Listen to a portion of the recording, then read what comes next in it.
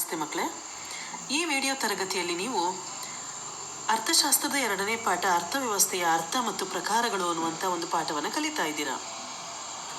First ನೀವು ಮಕ್ಕಳೇ ಈ ಪದದ ಹೆಡ್ಡಿಂಗ್ ಶೀರ್ಷಿಕೆಯ ಒಂದು ಅರ್ಥವ್ಯವಸ್ಥೆ ಏನು? ಅರ್ಥವ್ಯವಸ್ಥೆ ಅಂದರೆ ಸಮಾಜದಲ್ಲಿನ ಆರ್ಥಿಕ ಚಟುವಟಿಕೆಗಳ ಸಂಘಟನೆಯ ಸ್ವರೂಪ.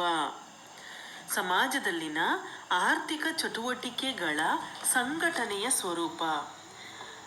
ಮಕ್ಕಳೇ, ಅರ್ಥವ್ಯವಸ್ಥೆ ಅಂದರೆ ಸಮಾಜದಲ್ಲಿನ ಆರ್ಥಿಕ ಚಟುವಟಿಕೆಗಳ ಸಂಘಟನೆಯ ಸ್ವರೂಪ. ಮಕ್ಕಳೇ, ಆರ್ಥಿಕ ಚಟುವಟಿಕೆಗಳು ಅಂದರೆ ಏನು? ಈಗ ಕೃಷಿ ಬೆಳೆಗಳನ್ನ ಬೆಳೆಯೋದಿರ್ಬೋದು, ಕಾರ್ಖಾನೆಗಳಲ್ಲಿ ವಸ್ತುಗಳನ್ನು ತಯಾರಿಸುವಂಥದ್ದಿರ್ಬೋದು, ಬ್ಯಾಂಕುಗಳಲ್ಲಿ ನಡೆಯುವಂತಹ ಕೆಲಸಗಳಿರ್ಬೋದು, ಸಾರಿಗೆ ಸಂಪರ್ಕ, ಈ ಎಲ್ಲವನ್ನ ಒಟ್ಟಾರೆ ನಾವು ಅರ್ಥವ್ಯವಸ್ಥೆ ಅಂತ ಕರಿತೀವಿ. ಪ್ರಾಥಮಿಕ ವಲಯ, ದ್ವಿತೀಯ ವಲಯ, ತೃತೀಯ ವಲಯ, ಈ ಒಂದು ಚಟುವಟಿಕೆಗಳನ್ನು ನಾವು ಅರ್ಥವ್ಯವಸ್ಥೆ, ಈ ಆರ್ಥಿಕ ಎಲ್ಲ ದೇಶದಲ್ಲಿ ನಡೆಯುವಂಥ ಎಲ್ಲ ಆರ್ಥಿಕ ಚಟುವಟಿಕೆಗಳ ಒಂದು ಒಟ್ಟುಗೂಡುವಿಕೆಯನ್ನೇ ಅರ್ಥವ್ಯವಸ್ಥೆ ಅಂತ ಕರಿತೀವಿ. ಇದಿಲ್ಲ ಅಂದ್ರೆ ನಮ್ಮ ದೇಶ ಅಭಿವೃದ್ಧಿಯನ್ನು ಹೊಂದೋದಕ್ಕೆ ಸಾಧ್ಯ ಇಲ್ಲ. ಹಾಗಾದ್ರೆ ನಿಮಗೆ ಆರ್ಥಿಕ ಚಟುವಟಿಕೆಗಳು ಅಂದ ತಕ್ಷಣ ನಿಮಗೆ ನೆನಪಿಗೆ ಬರಬೇಕಾದ ಉದಾಹರಣೆಗಳು ಒಂದು ಕೃಷಿಯಲ್ಲಿ ಬೆಳೆಯುವಂತಹ ಬೆಳೆಗಳಿರ್ಬೋದು, ಕಾರ್ಖಾನೆಯಲ್ಲಿ ಉತ್ಪಾದಿಸುವಂಥ ವಸ್ತುಗಳು. ಅಟ್ಲೀಸ್ಟ್ ಇದೆರಡನ್ನಾದರೂ ನೀವು ನೆನ್ಪಿಟ್ಕೊಳ್ಳಿ ಮಕ್ಕಳೇ. ಸರಿ, ಈ ಅರ್ಥವ್ಯವಸ್ಥೆಯ ಪ್ರಕಾರಗಳು, ವಿಧಗಳು ಒಟ್ಟು 3 ವಿಧಗಳಿದೆ. ಬಂಡವಾಳಶಾಹಿ, ಸಮಾಜವಾದಿ, ಮಿಶ್ರ ಆರ್ಥಿಕ ವ್ಯವಸ್ಥೆ. ಅರ್ಥವ್ಯವಸ್ಥೆಯಲ್ಲಿ 3 ಪ್ರಕಾರಗಳಿದೆ: ಬಂಡವಾಳಶಾಹಿ, ಸಮಾಜವಾದಿ, ಮಿಶ್ರ ಆರ್ಥಿಕ ವ್ಯವಸ್ಥೆ. ಮಕ್ಕಳು, ಈ 3 ವಿಧಗಳನ್ನು ನೀವು ಈ ಒಂದು ಪಾಠದಲ್ಲಿ ಕಲಿತೀರಾ. ಮಕ್ಕಳಲ್ಲಿ ಬೇಕಾದಷ್ಟು ನೀವು ಈ ಒಂದು ಚಿತ್ರಗಳಲ್ಲಿ, ವಿವರಗಳಲ್ಲಿ, ವಿಷಯಗಳಲ್ಲಿ ಕಲಿತೀರಾ. ಅದಕ್ಕೆ ಮೊದಲು ಚಿಕ್ಕದಾಗಿ ನೀವು ಅದು ಅರ್ಥ ಮಾಡ್ಕೊಬೇಕು, ಸರಳವಾಗಿ ನೀವು ಅರ್ಥ ಮಾಡ್ಕೊಬೇಕು ಅದನ್ನು. ಇಲ್ಲಿ ಯಾವುದರ ಆಧಾರದ ಮೇಲೆ ಈ 3 ವಿಧಗಳನ್ನಾಗಿ ವಿಂಗಡಿಸಿದ್ದಾರೆ? ಉತ್ಪಾದನಾ ಸಾಧನಗಳ ಒಡೆತನ, ಆರ್ಥಿಕ ಚಟುವಟಿಕೆಗಳಲ್ಲಿ ಸರ್ಕಾರದ ಮಧ್ಯಸ್ಥಿಕೆ ಪ್ರಮಾಣ ಮತ್ತು ನಿಯಂತ್ರಣ. 3 ಅಂಶಗಳಿದೆ. ಉತ್ಪಾದನಾ ಸಾಧನಗಳ ಒಡೆತನ, ಓನರ್, ಉತ್ಪಾದಿಸುವಂತಹ ಸಾಧನಗಳ ಓನರ್, ಯಜಮಾನಿಕೆ, ಒಡೆತನ. ಆರ್ಥಿಕ ಚಟುವಟಿಕೆಗಳಲ್ಲಿ ಸರ್ಕಾರದ ಮಧ್ಯಸ್ಥಿಕೆಯ ಪ್ರಮಾಣ, ಸರ್ಕಾರ ಆರ್ಥಿಕ ಚಟುವಟಿಕೆಯಲ್ಲಿ ಪ್ರವೇಶ ಮಾಡುತ್ತಾ ಇಲ್ವಾ, ಯಾರು ಕಂಟ್ರೋಲನ್ನು ಮಾಡ್ತಾರೆ, ಇದರ ಆಧಾರದ ಮೇಲೆ 3 ವಿಧಗಳಾಗಿ ವಿಂಗಡಿಸ್ತಾರೆ. ಹಾಗಾದರೆ ಮಕ್ಕಳೇ, ಇಲ್ಲಿ ನೀವು 3 ಪದಗಳ ಅರ್ಥವನ್ನು ತಿಳ್ಕೊಳ್ಬೇಕು: ಬಂಡವಾಳಶಾಹಿ, ಸಮಾಜವಾದಿ, ಮಿಶ್ರ ಆರ್ಥಿಕ ವ್ಯವಸ್ಥೆ. ಮೊದಲನೇ ಪದ ಬಂಡವಾಳಶಾಹಿ. ಬಂಡವಾಳಶಾಹಿಯಲ್ಲಿ ಒಡೆತನ ಹೊಂದಿರುವವನು, ಕಂಟ್ರೋಲನ್ನು ಹೊಂದಿರುವಂಥವನು, ನಿಯಂತ್ರಣವನ್ನು ಹೊಂದಿರೋನು ಯಾರು? ಅಲ್ಲಿ ವ್ಯಕ್ತಿ. ಬಂಡವಾಳಶಾಹಿ ಬಂಡವಾಳ ಹಾಕೋನು, ಅದನ್ನು ನಾವು ಬಂಡವಾಳಶಾಹಿ ಆರ್ಥಿಕ ವ್ಯವಸ್ಥೆ ಅಂತ ಕರಿತೀವಿ. ಅಲ್ಲಿ ಯಾರ ಮೇಲೂ, ಅಲ್ಲಿ ಒಡೆತನವನ್ನು, ಯಜಮಾನಿಕೆಯನ್ನು ಹೊಂದಿರೋನು ಯಾರು? ವ್ಯಕ್ತಿ. ಎರಡನೇದಕ್ಕೆ ಬನ್ನಿ ಮಕ್ಕಳೇ, ಸಮಾಜವಾದಿ ವ್ಯವಸ್ಥೆ. ಈ ಸಮಾಜವಾದಿ ವ್ಯವಸ್ಥೆಯಲ್ಲಿ ಒಡೆತನವನ್ನು ಹೊಂದಿರೋದು ಯಾವುದು? ಸರ್ಕಾರ. ಮಿಶ್ರ ಆರ್ಥಿಕ ವ್ಯವಸ್ಥೆಗೆ ಬನ್ನಿ, ಅಲ್ಲಿ ವ್ಯಕ್ತಿನೂ ಪ್ರಮುಖ ಪಾತ್ರ ವಹಿಸ್ತಾನೆ, ಸರ್ಕಾರವೂ ಕೂಡ ಪ್ರಮುಖ ಪಾತ್ರವನ್ನು ವಹಿಸುತ್ತೆ. ಇದನ್ನು ನಾವು ಮಿಶ್ರ ಆರ್ಥಿಕ ವ್ಯವಸ್ಥೆ ಅಂತ ಕರಿತೀವಿ. ಮಕ್ಕಳಿಗೆ 2 ಪದಗಳು ಬರುತ್ತೆ: ಸಾರ್ವಜನಿಕ ಮತ್ತು ಖಾಸಗಿ ವಲಯ. ಸಾರ್ವಜನಿಕ ವಲಯ ಅಂದರೆ ಸರ್ಕಾರ, ಖಾಸಗಿ ವಲಯ ಅಂದರೆ ಬಂಡವಾಳಶಾಹಿ. ಈ 3 ಪದಗಳನ್ನು ಅರ್ಥ ಮಾಡ್ಕೊಂಡ್ಬಿಟ್ರೆ ಈ ಪಾಠ ನಿಮಗೆ ಸುಲಭವಾಗಿ ಅರ್ಥ ಆಗುತ್ತೆ ಮಕ್ಕಳೇ. ಬಂಡವಾಳಶಾಹಿ, ಸಮಾಜವಾದಿ, ಮಿಶ್ರ ಆರ್ಥಿಕ ವ್ಯವಸ್ಥೆ. ಬಂಡವಾಳಶಾಹಿ ಎಲ್ಲ ಉತ್ಪಾದನಾ ಸಾಧನಗಳ ಒಡೆತನ ಮತ್ತು ಕಂಟ್ರೋಲ್ ಎಲ್ಲ ಯಾರ ಹತ್ರ ಇರುತ್ತೆ? ವ್ಯಕ್ತಿ ಹತ್ರ ಇರುತ್ತೆ. ಸಮಾಜವಾದಿಗೆ ಬನ್ನಿ, ಎಲ್ಲ ಉತ್ಪಾದನಾ ಸಾಧನಗಳ ಒಡೆತನ, ಕಂಟ್ರೋಲ್, ನಿಯಂತ್ರಣ ಯಾರ ಹತ್ರ ಇರುತ್ತೆ? ಸರ್ಕಾರದ ಹತ್ರ. ಮಿಶ್ರ ಆರ್ಥಿಕ ವ್ಯವಸ್ಥೆ ಅಂತ ಹೇಳಿದ್ರೆ ಅಲ್ಲಿ ಬಂಡವಾಳಶಾಹಿ ಮತ್ತು ಸಮಾಜವಾದಿ. ಹಂಗಂದ್ರೆ ಬಂಡವಾಳಶಾಹಿ ಅಂದರೆ ಯಾವುದು? ಖಾಸಗಿ ವ್ಯಕ್ತಿಗಳು, ಮತ್ತು ಸಾರ್ವಜನಿಕ ವಲಯ ಅಂದರೆ ಸರ್ಕಾರ. ಇವೆರಡೂ ಕೂಡ ಸೇರಿಕೊಂಡು ದೇಶದ ಆರ್ಥಿಕ ಅಭಿವೃದ್ಧಿಗಾಗಿ ಶ್ರಮಿಸಿದ್ರೆ ಅದನ್ನು ಮಿಶ್ರ ಆರ್ಥಿಕ ವ್ಯವಸ್ಥೆ ಅಂತ ನಾವು ಕರಿತೀವಿ. ಮಕ್ಕಳು, ಇಷ್ಟು ಪಾಯಿಂಟ್ಸ್ ಅರ್ಥ ಆದರೆ ನಿಮಗೆ ಮುಂದೆ ಪಾಠ ಚೆನ್ನಾಗಿ ಅರ್ಥ ಆಗುತ್ತೆ. ಸಂಪನ್ಮೂಲಗಳು ಖಾಸಗಿ ಒಡೆತನ ಅಥವಾ ಸಾಮೂಹಿಕ ಒಡೆತನದಲ್ಲಿ ಇರಬಹುದು. ಅರ್ಥವ್ಯವಸ್ಥೆಗಳನ್ನು ಆಡಳಿತಾತ್ಮಕ ಘಟಕಗಳ ಆಧಾರದ ಮೇಲೆಯೂ ವಿಂಗಡಿಸಲಾಗುತ್ತದೆ. ಉದಾಹರಣೆ, ಗ್ರಾಮ, ಜಿಲ್ಲಾ, ರಾಜ್ಯ ಮತ್ತು ರಾಷ್ಟ್ರ ಅರ್ಥವ್ಯವಸ್ಥೆಗಳು ಇದ್ದು ಅವು ವಿವಿಧ ಮಟ್ಟದಲ್ಲಿ ಅಭಿವೃದ್ಧಿ ಹೊಂದಿರಬಹುದಾಗಿದೆ. ಈಗಾಗಲೇ ನಾನು ಹೇಳಿದ್ದೀನಿ, ಖಾಸಗಿ ಒಡೆತನ ಅಲ್ಲಿ ವ್ಯಕ್ತಿ ಮುಖ್ಯ, ಸರ್ಕಾರಿ ಒಡೆತನ, ಈ ಎರಡು ಪದವನ್ನ ಇಲ್ಲಿ ಕಲ್ತ್ಕೊಳ್ಳಿ ಸಾಕು ಮಕ್ಕಳೇ. ಖಾಸಗಿ ಒಡೆತನ, ಸರ್ಕಾರಿ ಒಡೆತನ. ಮಾನವನ ಬಯಕೆಗಳನ್ನು ಈಡೇರಿಸಲು ರಚಿಸಿದ ಮಾನವ ನಿರ್ಮಿತ ಒಂದು ಸಂಘಟನೆ ಎಂದು ಅರ್ಥವ್ಯವಸ್ಥೆಯನ್ನ ವಿವರಿಸಬಹುದು. ಇಲ್ಲಿ ನಾವು ಅರ್ಥವ್ಯವಸ್ಥೆಯ ಅರ್ಥವನ್ನ ಕಲಿತೀವಿ. ಏನು ಅರ್ಥವ್ಯವಸ್ಥೆ? ಯಾಕೆ ನಾವು ಕೃಷಿ ಬೆಳೆಗಳನ್ನ ಬೆಳಿತೀವಿ? ಯಾಕೆ ಕಾರ್ಖಾನೆಯಲ್ಲಿ ವಸ್ತುಗಳನ್ನ ತಯಾರಿಸ್ತೀವಿ? ಮಾನವನ ಬಯಕೆಗಳನ್ನ ಈಡೇರಿಸೋದಕ್ಕೋಸ್ಕರ. ಎ.ಜೆ. ಬ್ರೌನ್ ರವರ ಪ್ರಕಾರ ಜನರಿಗೆ ಜೀವನೋಪಾಯ ಅವಕಾಶಗಳನ್ನು ದೊರಕಿಸಲು ನಿರ್ಮಿಸಿದ ವ್ಯವಸ್ಥೆಯು ಅರ್ಥವ್ಯವಸ್ಥೆ. ಜನರ ಜೀವನಕ್ಕೆ ಏನೇನೆಲ್ಲ ಒಂದು ಸೌಲಭ್ಯಗಳು, ಸೌಕರ್ಯಗಳು ಬೇಕೋ ಅದನ್ನ ಒದಗಿಸಿ ಕೊಡೋದು. ಇವತ್ತು ಉದಾಹರಣೆಗೆ ನಮ್ಗೊಂದು ವಾಷಿಂಗ್ ಮಿಷಿನ್ ಬೇಕಾಗಿರ್ಬೋದು, ಒಂದು ಫ್ರಿಡ್ಜ್ ಬೇಕಾಗಿರ್ಬೋದು, ಅದನ್ನೆಲ್ಲ ಒದಗಿಸ್ಕೊಡೋದಕ್ಕೆ ಅದನ್ನ ಉತ್ಪಾದನೆ ಮಾಡಬೇಕಲ್ಲ, ಇದನ್ನೇ ನಾವು ಆರ್ಥಿಕ ಚಟುವಟಿಕೆ ಅಂತ ಕರಿತೀವಿ. ವ್ಯಕ್ತಿಯ ಮತ್ತು ಸಮಾಜದ ಯೋಗಕ್ಷೇಮವನ್ನು ಹೆಚ್ಚಿಸುವ ಆರ್ಥಿಕ ಚಟುವಟಿಕೆಗಳನ್ನು ಕೈಗೊಳ್ಳಲಾಗುವ ಆರ್ಥಿಕ ಸಂಸ್ಥೆಗಳ ಚೌಕಟ್ಟನ್ನು ಅರ್ಥವ್ಯವಸ್ಥೆ ಎಂದು ವ್ಯಾಖ್ಯಾನಿಸಬಹುದು. ಯೋಗಕ್ಷೇಮ, ಯಾರ ಯೋಗಕ್ಷೇಮ? ಯಾರ ಒಳ್ಳೆಯದಕ್ಕಾಗಿ? ವ್ಯಕ್ತಿ ಮತ್ತು ಸಮಾಜ, ಅನೇಕ ವ್ಯಕ್ತಿಗಳು ಸೇರಿ ಸಮಾಜ. ಈ ಸಮಾಜ ವ್ಯಕ್ತಿಗಳಿಗೆ ಒಂದು ಒಳ್ಳೇದಾಗಬೇಕು, ಅವ್ರ ಅಭಿವೃದ್ಧಿ ಹೊಂದಬೇಕು, ಅವ್ರಿಗೆ ಬೇಕಾದ ಎಲ್ಲ ವಸ್ತುಗಳು ಸಿಗಬೇಕು ಅಂದರೆ ಅರ್ಥವ್ಯವಸ್ಥೆ ತುಂಬಾನೇ ಮುಖ್ಯ. ಒಂದು ಅರ್ಥವ್ಯವಸ್ಥೆಯು ವ್ಯಕ್ತಿಗಳು, ಆರ್ಥಿಕ ಸಂಸ್ಥೆಗಳು ಮತ್ತು ಸರ್ಕಾರಗಳ ಪರಸ್ಪರ ಸಂಬಂಧವನ್ನು ಒಳಗೊಂಡಿದೆ. ಮಕ್ಕಳಿಲ್ಲಿ ಅರ್ಥವ್ಯವಸ್ಥೆಯ ಲಕ್ಷಣಗಳನ್ನ ನಾವು ಕಲಿತಾ ಇದ್ದೀವಿ. ವ್ಯಕ್ತಿಗಳು, ಆರ್ಥಿಕ ಸಂಸ್ಥೆಗಳು ಮತ್ತು ಸರ್ಕಾರಗಳ ಪರಸ್ಪರ ಸಂಬಂಧವನ್ನ ಒಳಗೊಂಡಿದೆ.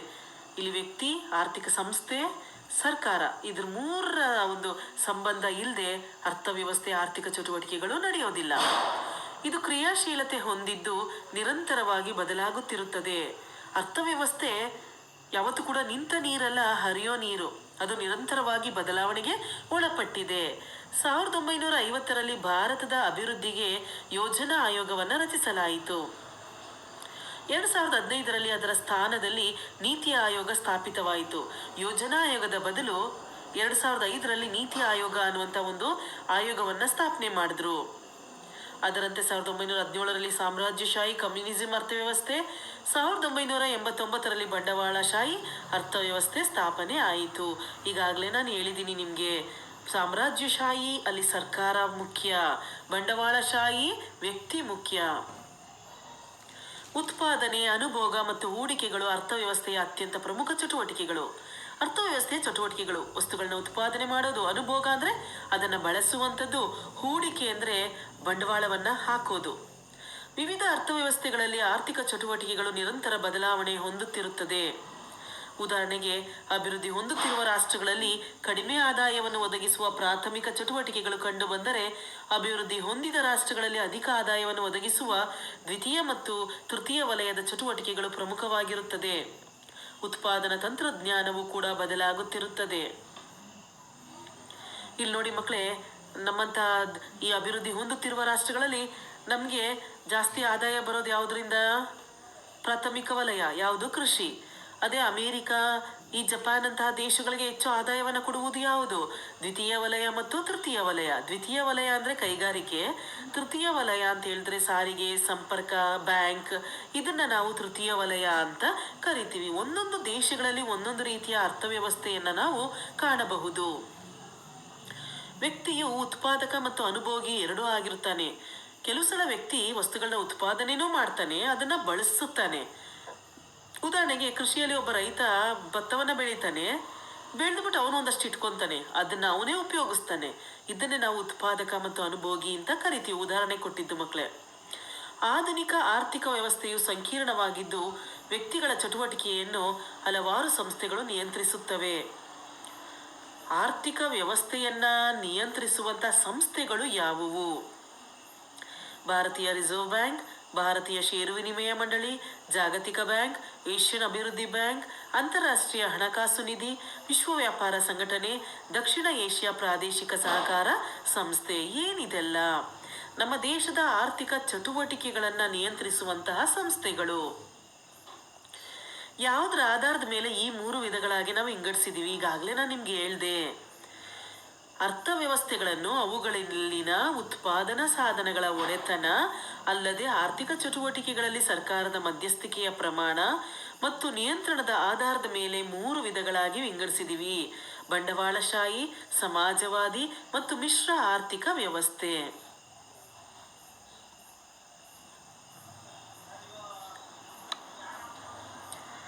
ಮಕ್ಕಳೀಗ ನೀವು ಮೊದಲನೇದಾಗಿ ಕಲಿತಾ ಇರುವಂಥದ್ದು ಬಂಡವಾಳಶಾಹಿ ಆರ್ಥಿಕ ವ್ಯವಸ್ಥೆ. ಬಂಡವಾಳಶಾಹಿ ಆರ್ಥಿಕ ವ್ಯವಸ್ಥೆ. ಈಗಾಗಲೇ ನಾನು ನಿಮಗೆ ಸರಳವಾದ ಒಂದು ವಾಕ್ಯದಲ್ಲಿ ಹೇಳಿದ್ದೀನಿ. ಬಂಡವಾಳಶಾಹಿ ಆರ್ಥಿಕ ವ್ಯವಸ್ಥೆಯಲ್ಲಿ ಯಾರು ಮುಖ್ಯವಾದ ಪಾತ್ರವನ್ನು ವಹಿಸ್ತಾರೆ? ವ್ಯಕ್ತಿಗಳು. ವ್ಯಕ್ತಿ ಇಲ್ಲಿ ಪ್ರಮುಖ ಪಾತ್ರ ವಹಿಸ್ತಾನೆ. ಅವನೇ ಬಂಡವಾಳ ಹಾಕ್ತಾನೆ, ಬಂದಂಥ ಲಾಭವನ್ನೆಲ್ಲ ಅವನೇ ಪಡ್ಕೊಳ್ತಾನೆ, ಎಲ್ಲ ಕಂಟ್ರೋಲ್ ಅವನ ಹತ್ರ ಇರುತ್ತೆ. ಈ ಎಲ್ಲ ಉತ್ಪಾದನಾ ಸಾಧನಗಳ ಯಜಮಾನಿಕೆಯನ್ನು ಅವನೇ ಹೊಂದಿರ್ತಾನೆ. ಯಾರು? ವ್ಯಕ್ತಿ. ವ್ಯಕ್ತಿಗಳು ಉತ್ಪಾದನಾ ಸಾಧನಗಳ ಒಡೆತನ ಹೊಂದಿರುತ್ತಾರೆ. ಅವರೇ ಓನರ್ ವ್ಯಕ್ತಿಗಳು. ಅವರಿಗೆ ಪ್ರಯೋಜನವಾಗುವ ರೀತಿಯಲ್ಲಿ ಅವುಗಳನ್ನು ಉಪಯೋಗಿಸಲು ಅವರು ಜವಾಬ್ದಾರಿಯುತರಾಗಿರ್ತಾರೆ. ಆದ್ದರಿಂದ ಇದನ್ನು ಮುಕ್ತ ಉದ್ಯಮ ಅರ್ಥವ್ಯವಸ್ಥೆ ಅಂತ ಕರಿತೀವಿ. ಮುಕ್ತ, ಅವನಿಗೆ ಆದ ಸ್ವತಂತ್ರ ಇರುತ್ತೆ. ಆ ರೀತಿಯ ಸ್ವತಂತ್ರ ಇಲ್ಲಿ ಯಾರಿಗಿರುತ್ತೆ? ವ್ಯಕ್ತಿಗಿರುತ್ತೆ. ಅವನಿಷ್ಟ ಬಂದ ರೀತಿಯಲ್ಲಿ ಎಷ್ಟು ವಸ್ತುಗಳನ್ನ ಉತ್ಪಾದನೆ ಮಾಡಬೇಕು, ಎಷ್ಟಕ್ಕೆ ಮಾರಾಟ ಮಾಡಬೇಕು, ಎಷ್ಟು ಲಾಭವನ್ನು ಪಡ್ಕೊಳ್ಬೇಕು, ಎಲ್ಲವನ್ನ ತೀರ್ಮಾನಿಸುವವನು ಇಲ್ಲಿ ಆ ವ್ಯಕ್ತಿ. ಬಂಡವಾಳಶಾಹಿ ಅರ್ಥವ್ಯವಸ್ಥೆಯ ಪ್ರಮುಖ ಲಕ್ಷಣಗಳು: ಖಾಸಗಿ ಆಸ್ತಿ. ಇಲ್ಲಿ ವ್ಯಕ್ತಿಗಳು ಅವರ ಇಚ್ಛೆಯ ಮೇರೆಗೆ ಆಸ್ತಿಯನ್ನು ಗಳಿಸಲು ಮತ್ತು ಮರಣದ ನಂತರ ಆಸ್ತಿಯನ್ನು ಬಿಟ್ಟುಕೊಡಲು ಸ್ವತಂತ್ರರಾಗಿರುತ್ತಾರೆ. ಎಷ್ಟು ಬೇಕೋ ಅಷ್ಟು ಆಸ್ತಿಯನ್ನು ಅವರು ಹೊಂದಬಹುದು, ಎಷ್ಟು ಬೇಕಾದ್ರೂ ಪಡ್ಕೊಳ್ಬಹುದು. ಮರಣದ ನಂತರ ಅವರು ಆಸ್ತಿಯನ್ನು ಬೇರೆಯವ್ರಿಗೂ ಬಿಟ್ಟು ಹೋಗ್ಬೋದು. ಉದ್ಯಮದ ಸ್ವಾತಂತ್ರ್ಯ. ವ್ಯಕ್ತಿಗಳು ಯಾವುದೇ ಉದ್ಯೋಗ ಆಯ್ದುಕೊಳ್ಳಬಹುದು. ಅನುಭೋಗಿಯ ಸಾರ್ವಭೌಮತ್ವ. ಅನುಭೋಗಿಯು ತಮಗೆ ಗರಿಷ್ಠ ತೃಪ್ತಿ ನೀಡುವ ಸರಕುಗಳು ಮತ್ತು ಸೇವೆಗಳ ಮೇಲೆ ವೆಚ್ಚ ಮಾಡಲು ಅವರು ಸ್ವತಂತ್ರರಿರುವರು. ಉತ್ಪಾದನೆಯು ಅನುಭೋಗಿಗಳ ಆಯ್ಕೆಗಳ ಆಧಾರದ ಮೇಲೆ ನಿರ್ಧಾರವಾಗುತ್ತದೆ. ಆ ವಸ್ತುಗಳಿಗೆ ಹೆಚ್ಚು ಬೇಡಿಕೆ ಇದ್ದರೆ ಆ ವಸ್ತುಗಳನ್ನ ಉತ್ಪಾದನೆ ಮಾಡ್ತಾರೆ. ಯಾರು ವಸ್ತುವನ್ನು ಉಪಯೋಗಿಸ್ತಾನೋ ಅವನೇ ಸ್ವತಂತ್ರನಾಗಿರ್ತಾನೆ. ಅವನು ಜಾಸ್ತಿ ಅನುಭೋಗಿಯಿಂದ ಬೇಡಿಕೆ ಇದ್ದರೆ ಆ ವಸ್ತು ಉತ್ಪಾದನೆ ಆಗುತ್ತೆ. ಅನುಭೋಗಿಯಿಂದ ಬೇಡಿಕೆ ಇಲ್ಲ ಅಂದರೆ ಆ ವಸ್ತು ಉತ್ಪಾದನೆ ಆಗಲ್ಲ. ಲಾಭದ ಉದ್ದೇಶ. ಬಂಡವಾಳಶಾಹಿ ವರ್ಗ ಎಂದು ಕರೆಯಲ್ಪಡುವ ಉತ್ಪಾದಕರು ಕನಿಷ್ಠ ವೆಚ್ಚ ಮಾಡಿ ಗರಿಷ್ಠ ಆದಾಯ ಹಾಗೂ ಗರಿಷ್ಠ ಲಾಭ ಹೊಂದಲು ಪ್ರಯತ್ನಿಸುತ್ತಾರೆ. ಕಡಿಮೆ ಬಂಡವಾಳ ಹಾಕ್ತಾರೆ, ಆಮೇಲೆ ಹೆಚ್ಚು ಲಾಭವನ್ನು ಪಡೆಯೋದಕ್ಕೆ ಅವರು ಪ್ರಯತ್ನ ಮಾಡ್ತಾರೆ. ಗರಿಷ್ಠ ಆದಾಯ ಪಡೆಯೋದಕ್ಕೆ ಅವರು ಪ್ರಯತ್ನವನ್ನು ಮಾಡ್ತಾರೆ. ಪೈಪೋಟಿ, ಮಾರುಕಟ್ಟೆಗಳು ಮತ್ತು ಬೆಲೆಗಳು. ಪ್ರತಿಯೊಬ್ಬರು ಲಾಭ ಗಳಿಸಲು ಮತ್ತು ತಮ್ಮ ಆಯ್ಕೆಯ ಮೇರೆಗೆ ಉದ್ಯೋಗ ಹೊಂದಲು ಸ್ವತಂತ್ರ ಇರುವುದರಿಂದ ತೀವ್ರ ಪೈಪೋಟಿ ಇರುತ್ತದೆ. ಬೆಲೆ ನಿರ್ಧಾರದಲ್ಲಿ ಮಾರುಕಟ್ಟೆ ಶಕ್ತಿಗಳಾದ ಬೇಡಿಕೆ, ಪೂರೈಕೆಗಳು ಮುಕ್ತವಾಗಿ ಕಾರ್ಯನಿರ್ವಹಿಸುತ್ತದೆ. ಬೆಲೆ ನಿರ್ಧಾರ ಮಾಡೋನು ಯಾರು? ವ್ಯಕ್ತಿ. ಲಾಭ ಮಾಡೋದ್ರಲ್ಲಿ ಬೇಡಿಕೆ ಮತ್ತು ಪೂರೈಕೆಗಳು ಕೂಡ ತಮ್ಮ ಪಾತ್ರವನ್ನ ವಹಿಸುತ್ತೆ. ಇಲ್ಲಿ ಸರ್ಕಾರದ ಹಸ್ತಕ್ಷೇಪ ಇಲ್ಲದಿರುವಿಕೆ. ಬಂಡವಾಳಶಾಹಿ ಅರ್ಥವ್ಯವಸ್ಥೆಯಲ್ಲಿ ಮುಕ್ತ ಮಾರುಕಟ್ಟೆ ಕಾರ್ಯಾಚರಣೆ ಮತ್ತು ಬೆಲೆ ಪದ್ಧತಿಯು ನಿಯಂತ್ರಕ ಮತ್ತು ನಿರ್ಣಾಯಕ ಆಗಿರುತ್ತದೆ. ಅಲ್ಲಿ ಸ್ವತಂತ್ರ ಯಾರು? ವ್ಯಕ್ತಿ. ಬೆಲೆಯನ್ನು ನಿಯಂತ್ರಿಸುವಂಥವನು ವ್ಯಕ್ತಿ. ಎಲ್ಲ ತೀರ್ಮಾನಗಳನ್ನು ತಗೊಳ್ಳೋನು ಕೂಡ ವ್ಯಕ್ತಿ. ಅಲ್ಲಿ ಸರ್ಕಾರ ಮಧ್ಯಪ್ರವೇಶ ಮಾಡೋದಿಲ್ಲ. ಆದರೆ ಜನರ ಕಲ್ಯಾಣ ಮತ್ತು ಆರ್ಥಿಕ ಅಭಿವೃದ್ಧಿಗಾಗಿ ಸರ್ಕಾರ ಆರ್ಥಿಕ ಚಟುವಟಿಕೆಗಳ ಮೇಲೆ ನಿಯಂತ್ರಣ ಮತ್ತು ಹಸ್ತಕ್ಷೇಪ ಕ್ರಮೇಣ ಹೆಚ್ಚಾಗಿದ್ದು ಸಂಪೂರ್ಣ ಬಂಡವಾಳಶಾಹಿ ಪದ್ಧತಿಯು ಈಗ ಕಂಡುಬರುವುದಿಲ್ಲ. ಅಮೆರಿಕ ಹಾಗೂ ಯುರೋಪ್ನ ಬಹಳಷ್ಟು ರಾಷ್ಟ್ರಗಳು ಹೆಚ್ಚು ಬಂಡವಾಳಶಾಹಿಯ ಒಂದು ಪದ್ಧತಿಗೆ ಒಳಪಟ್ಟಿತ್ತು. ಮಕ್ಕಳು ಇಷ್ಟು ಅರ್ಥ ಮಾಡ್ಕೊಳ್ಳಿ. ಈ ವ್ಯಕ್ತಿನೇ ಮುಖ್ಯ, ವ್ಯಕ್ತಿಗಳೇ ಮುಖ್ಯ, ವ್ಯಕ್ತಿ ಮುಖ್ಯ ಅನ್ನುವಂಥ ಒಂದು ಅರ್ಥವ್ಯವಸ್ಥೆಯಲ್ಲಿ ಸರ್ಕಾರ ಮಧ್ಯಪ್ರವೇಶ ಮಾಡಲಿಲ್ಲ ಅಂದರೆ ಆ ವ್ಯಕ್ತಿಗಳು ಲಾಭಕ್ಕೋಸ್ಕರ ಏನಾದರೂ ಮಾಡೋದಕ್ಕೆ ಸಿದ್ಧವಾಗಿರ್ತಾರೆ. ಹಾಗಾದರೆ ಸರ್ಕಾರ ಅನ್ನೋದು ಮಧ್ಯಪ್ರವೇಶ ಮಾಡಿದಾಗ ಅಲ್ಲಿ ಜನರಿಗೆ ಒಂದು ನ್ಯಾಯ ಸಿಗುತ್ತೆ. ಅದಕ್ಕೋಸ್ಕರ ಇತ್ತೀಚಿನ ದಿನಗಳಲ್ಲಿ ಈ ರೀತಿಯ ಬಂಡವಾಳಶಾಹಿ ಅರ್ಥವ್ಯವಸ್ಥೆಯಲ್ಲಿಯೂ ಅತಿ ಹೆಚ್ಚು ಕಂಡು ಬರುವುದಿಲ್ಲ. ಯಾಕಂದರೆ ಸರ್ಕಾರ ಮಧ್ಯಪ್ರವೇಶ ಮಾಡುತ್ತೆ. ಮಕ್ಕಳು, ನೀವು ಇಲ್ಲಿ ಕಲಿತಾ ಇರುವಂಥ ಎರಡನೇ ಅಂಶ ಸಮಾಜವಾದಿ ಅರ್ಥವ್ಯವಸ್ಥೆ. ಸಮಾಜವಾದಿ ಅರ್ಥವ್ಯವಸ್ಥೆ. ಮೊದಲು ಹೆಡ್ಡಿಂಗ್ ಅರ್ಥ ಮಾಡ್ಕೊಳ್ಳಿ. ಸಮಾಜವಾದಿ ಅರ್ಥವ್ಯವಸ್ಥೆ ಅಂದರೆ ಯಾವ ಒಂದು ಆರ್ಥಿಕ ಚಟುವಟಿಕೆಗಳಲ್ಲಿ ಸರ್ಕಾರ ಮಧ್ಯಪ್ರವೇಶ ಮಾಡುತ್ತೋ ಅದನ್ನೇ ಸಮಾಜವಾದಿ ಅರ್ಥವ್ಯವಸ್ಥೆ ಅಂತ ಕರಿತೀವಿ. ಸಮಾಜದ ಸಮಗ್ರ ಹಿತಾಸಕ್ತಿಯನ್ನು ವೃದ್ಧಿಸಲು ಸರ್ಕಾರವು ಉತ್ಪಾದಕ ಸಂಪನ್ಮೂಲಗಳ ಒಡೆತನ ಮತ್ತು ನಿಯಂತ್ರಣ ಹೊಂದಿದ್ದರೆ ಅದನ್ನು ಸಮಾಜವಾದಿ ವ್ಯವಸ್ಥೆ ಎನ್ನುತ್ತೇವೆ. ಈ ಎಲ್ಲ ಉತ್ಪಾದನೆ ಮಾಡುವ ಸಂಪನ್ಮೂಲಗಳ ಯಜಮಾನಿಕೆ, ಒಡೆತನ, ಓನರ್ ಯಾರು? ಗೌರ್ಮೆಂಟ್, ಸರ್ಕಾರ. ಕಂಟ್ರೋಲನ್ನು ಹೊಂದಿರೋದು ಯಾವುದು? ಸರ್ಕಾರ. ಈ ರೀತಿ ಇಂತಹ ವ್ಯವಸ್ಥೆಯಲ್ಲಿ ಎಲ್ಲರ ಹಿತಾಸಕ್ತಿಗಾಗಿ ಒಂದು ಕೇಂದ್ರ ಯೋಜನಾ ಸಂಸ್ಥೆಯು ಯೋಜನೆಗಳನ್ನು ರೂಪಿಸುತ್ತದೆ ಮತ್ತು ಆರ್ಥಿಕ ಚಟುವಟಿಕೆಗಳನ್ನು ನಿಯಂತ್ರಿಸುತ್ತದೆ. ಈ ಸಮಾಜವಾದಿ ಅರ್ಥವ್ಯವಸ್ಥೆಯ ಲಕ್ಷಣಗಳು: ಉತ್ಪಾದನಾ ಸಾಧಕಗಳ ಮತ್ತು ಸಂಪತ್ತಿನ ಸಾಮೂಹಿಕ ಒಡೆತನ. ಉತ್ಪಾದನಾ ಸಾಧನಗಳ ಒಡೆತನವನ್ನು ಜನರ ಪರವಾಗಿ ಸರ್ಕಾರವೇ ಹೊಂದಿರುತ್ತದೆ. ಎಲ್ಲ ಸಂಪತ್ತಿನ ಒಡೆತನವು ಸಾಮೂಹಿಕವಾಗಿರುತ್ತದೆ. ಇಲ್ಲಿ ಯಾರೋ ಒಬ್ಬನ ಆಸ್ತಿ ಆಗಿರೋದಿಲ್ಲ. ಸರ್ಕಾರದಲ್ಲಿರುವ, ದೇಶದಲ್ಲಿರುವ ಅನೇಕ ಜನರ ಒಂದು ಆಸ್ತಿಯಾಗಿರುತ್ತೆ. ಇಲ್ಲಿ ಪ್ರಮುಖ ಪಾತ್ರ ವಹಿಸೋದು ಯಾವುದು? ಸರ್ಕಾರ. ಮಧ್ಯಪ್ರವೇಶ ಮಾಡೋದು ಯಾವುದು? ಸರ್ಕಾರ. ಸಾಮಾಜಿಕ ಕಲ್ಯಾಣದ ಉದ್ದೇಶ: ಒಟ್ಟಾರೆ ಹಿತಾಸಕ್ತಿಗಳನ್ನು ಗಮನದಲ್ಲಿರಿಸಿಕೊಂಡು ಸರ್ಕಾರವು ಉತ್ಪಾದನಾ ಪ್ರಮಾಣ ಹಾಗೂ ಅವುಗಳ ಹಂಚಿಕೆಯನ್ನು ನಿರ್ಧರಿಸುತ್ತದೆ. ಎಷ್ಟು ಉತ್ಪಾದನೆ ಮಾಡಬೇಕು, ಎಲ್ಲೆಲ್ಲಿಗೆ ಎಷ್ಟೆಷ್ಟು ಕಳಿಸ್ಬೇಕು ಎಲ್ಲವನ್ನ ನೋಡ್ಕೊಳ್ಳೋದು ಸರ್ಕಾರ. ಕೇಂದ್ರೀಕೃತ ಯೋಜನೆ: ರಾಷ್ಟ್ರದ ಅಗತ್ಯಗಳನ್ನು ಮತ್ತು ಆದ್ಯತೆಗಳನ್ನು ಗುರುತಿಸಿ ಏನು ಅಗತ್ಯ ಇದೆ, ಏನು ಅವಶ್ಯಕತೆ ಇದೆ, ಮೊದಲ ಪ್ರಾಧಾನ್ಯತೆಯನ್ನು ಎಲ್ಲಿ ಕೊಡಬೇಕು ಅಂತ ಸರ್ಕಾರ ತೀರ್ಮಾನ ಮಾಡುತ್ತೆ. ಅವುಗಳನ್ನು ಈಡೇರಿಸಲು ಕಾರ್ಯತಂತ್ರಗಳನ್ನು ರಚಿಸಿ ಸಮಗ್ರ ಅಭಿವೃದ್ಧಿ ಮತ್ತು ಎಲ್ಲರ ಕಲ್ಯಾಣಕ್ಕಾಗಿ ಆ ಕಾರ್ಯತಂತ್ರಗಳ ಅನುಷ್ಠಾನಕ್ಕಾಗಿ ಒಂದು ಕೇಂದ್ರೀಯ ಯೋಜನಾ ಪ್ರಾಧಿಕಾರವನ್ನು ರಚಿಸಲಾಗುತ್ತದೆ. ಒಂದು ಆಯೋಗ ಇರುತ್ತೆ, ಕೇಂದ್ರೀಯ ಯೋಜನಾ ಪ್ರಾಧಿಕಾರ. ಅಸಮಾನತೆಯ ಕುಗ್ಗುವಿಕೆ: ಸಮಾಜವಾದಿ ಅರ್ಥವ್ಯವಸ್ಥೆಯಲ್ಲಿ ಖಾಸಗಿ ಆಸ್ತಿಯ ಸಂಗ್ರಹಕ್ಕೆ ಆಸ್ಪದ ಇಲ್ಲದಿರುವುದರಿಂದ ಆರ್ಥಿಕವಾಗಿ ಅಸಮಾನತೆ ಏನಾಗುತ್ತೆ? ಕುಗ್ಗುತ್ತೆ.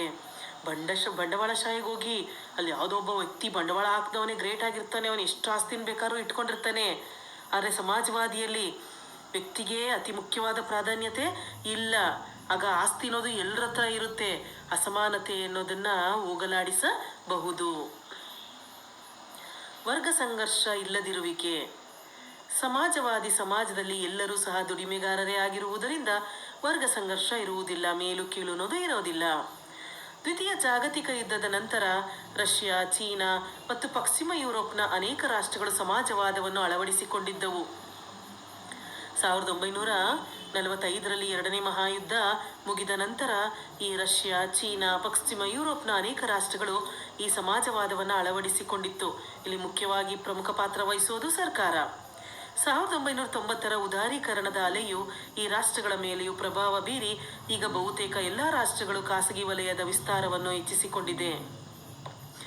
ನಮ್ಮ ಭಾರತದಲ್ಲೂ ಕೂಡ ಭಾರತದ ಒಂದು ಹೊಸ ಆರ್ಥಿಕ ನೀತಿ ಬಂತು ಮಕ್ಕಳೇ 1990ರಲ್ಲಿ. ಆಗ ನಮ್ಮ ಭಾರತ ಏನು ಮಾಡ್ತು? ಅನೇಕ ಖಾಸಗಿ ವ್ಯಕ್ತಿಗಳಿಗೂ ಕೂಡ ಬೇರೆ ದೇಶದವರು ನಮ್ಮ ದೇಶಕ್ಕೆ ಬಂದು ಖಾಸಗಿ ವ್ಯಕ್ತಿಗಳು ಕಾರ್ಖಾನೆಗಳನ್ನ ಅಥವಾ ಕಂಪನಿಗಳನ್ನ ಆರಂಭ ಮಾಡಬಹುದು ಅನ್ನುವಂಥ ಒಂದು ಅವಕಾಶವನ್ನು ಕೊಡ್ತು. ಆಗ ಅನೇಕ ವಿದೇಶಿ ಕಂಪನಿಗಳು ಕೂಡ ನಮ್ಮ ಭಾರತಕ್ಕೆ ಬಂತು. ಈಗಲೂ ಕೂಡ ಅನೇಕ ವಿದೇಶಿ ಕಂಪನಿಗಳು ನಮ್ಮ ಭಾರತದಲ್ಲಿ ಇದೆ. ಅವರು ಕೂಡ ಉತ್ಪಾದನೆಯಲ್ಲಿ ಪ್ರಮುಖ ಪಾತ್ರವನ್ನು ವಹಿಸ್ತಾ ಇದ್ದಾರೆ. ಮಕ್ಕಳು, ಈಗ ನೀವು ಕಲಿತಾ ಇರುವಂಥದ್ದು ಮಿಶ್ರ ಅರ್ಥವ್ಯವಸ್ಥೆ. ಏನಂಗಂದ್ರೆ ಮಿಶ್ರ ಅರ್ಥವ್ಯವಸ್ಥೆ.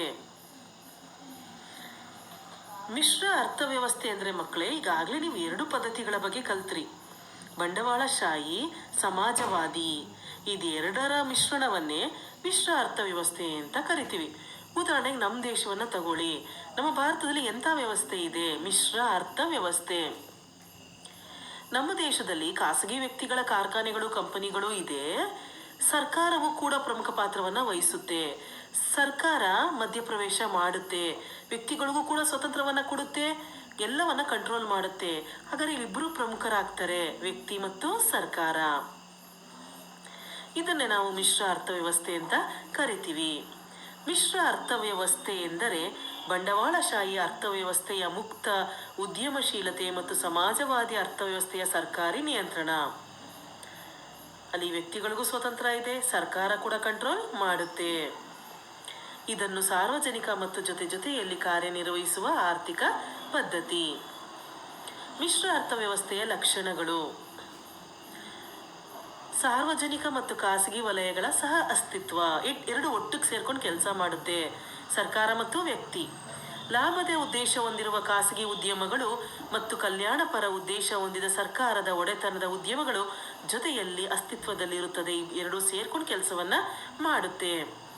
ಒಟ್ಟಾರೆ ಅಭಿವೃದ್ಧಿ ಸಾಧಿಸುವ ನಿಟ್ಟಿನಲ್ಲಿ ಅರ್ಥವ್ಯವಸ್ಥೆಯ ಸಂಪನ್ಮೂಲಗಳ ಬಳಕೆಯನ್ನು ನಿರ್ದೇಶಿಸಲು ಸರ್ಕಾರವು ಯೋಜನಾ ಸಾಧನವನ್ನು ಬಳಸುತ್ತದೆ.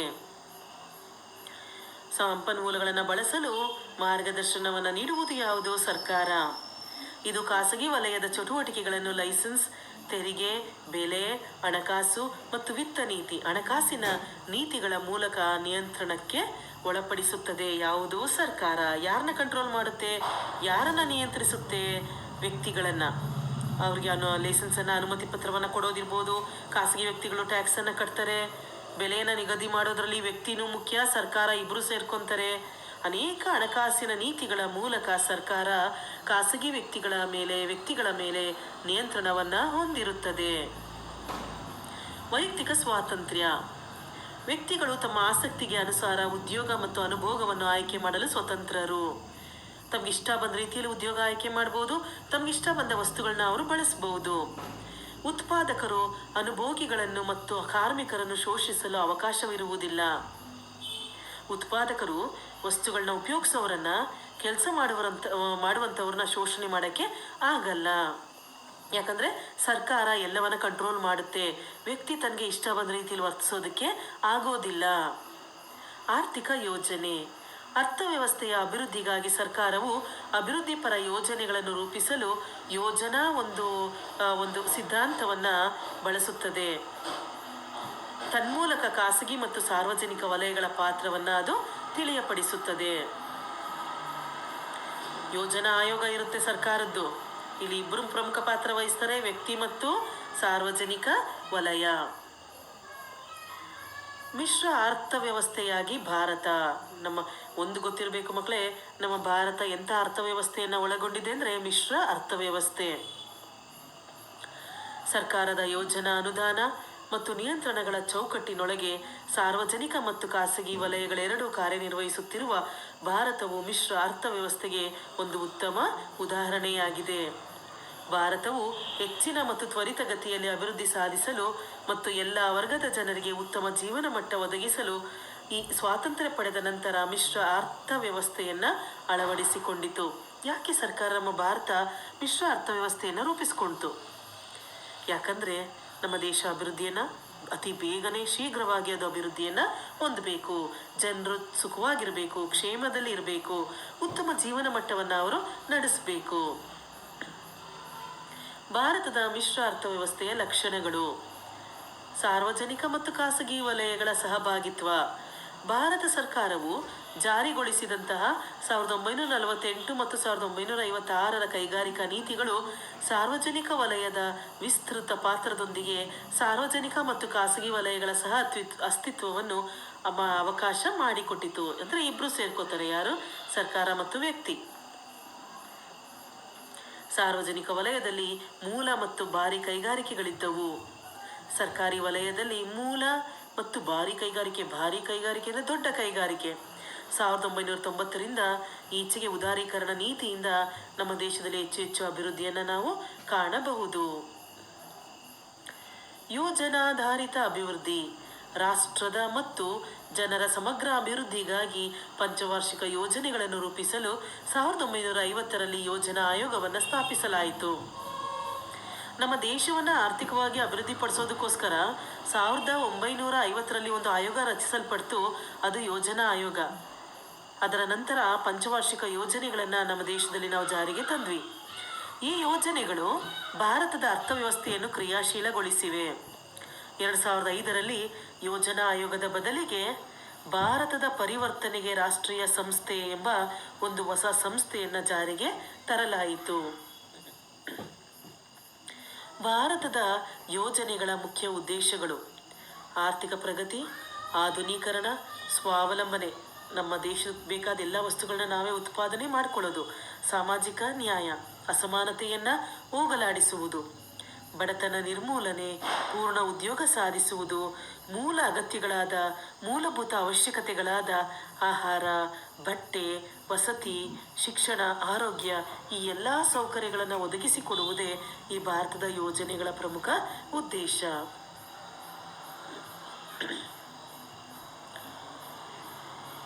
ಈ ಒಂದು ಸಾರ್ವಜನಿಕ ವಲಯದ ಪಾತ್ರ, ಸರ್ಕಾರದ ಪಾತ್ರ, ಇದು ಆರ್ಥಿಕ ಪ್ರಗತಿಯನ್ನು ಹೆಚ್ಚಿಸಿದೆ ಮತ್ತು ಆದಾಯ ಹಾಗೂ ಸಂಪತ್ತಿನ ಅಸಮಾನತೆಯನ್ನು ಕುಗ್ಗಿಸಿದೆ.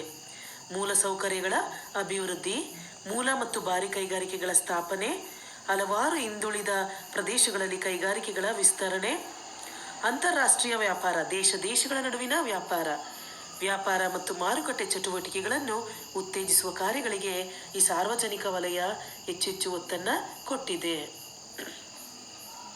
ಖಾಸಗಿ ವಲಯ ಕೇವಲ ಕೈಗಾರಿಕೆ ಮಾತ್ರವಲ್ಲದೆ ಕೃಷಿ, ಸಣ್ಣ ಕೈಗಾರಿಕೆ, ವ್ಯಾಪಾರ, ವಸತಿ ಮತ್ತು ಕಟ್ಟಡ ನಿರ್ಮಾಣದಲ್ಲಿನ ಅಧಿಕ ಪ್ರಮಾಣದ ಚಟುವಟಿಕೆಗಳನ್ನು ಖಾಸಗಿ ವಲಯ ನಿರ್ವಹಿಸುತ್ತದೆ. ಇದು ಮಾನವ ಶಕ್ತಿಯ ಮುಕ್ಕಾಲು ಭಾಗಕ್ಕೆ ಉದ್ಯೋಗವನ್ನು ಒದಗಿಸಿದೆ. ಈ ಖಾಸಗಿ ವಲಯ ವ್ಯಕ್ತಿಗಳು ಏನು ಮಾಡಿದ್ದಾರೆ, ನಮ್ಮ ದೇಶದ ಅನೇಕರಿಗೆ ಉದ್ಯೋಗವನ್ನು ಕೊಟ್ಟಿದ್ದಾರೆ.